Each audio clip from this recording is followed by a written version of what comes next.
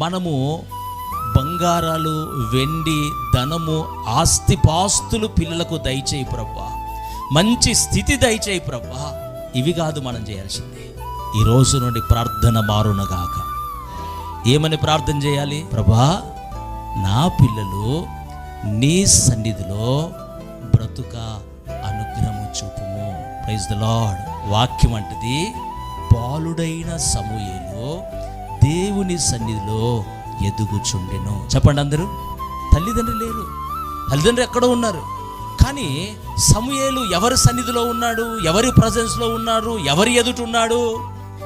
సృష్టికర్త అయిన దేవుని ఎదుట ఉన్నాడు. Praise the lord.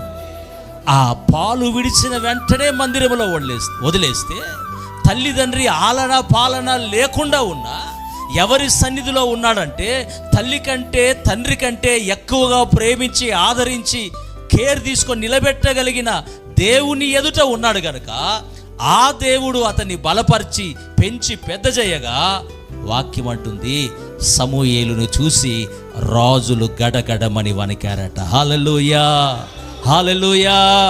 నేను ఆశపడుతున్నాను, నేను ఇష్టపడుతున్నాను, మీ పిల్లలందరూ అలాగ బారుదురుగాక.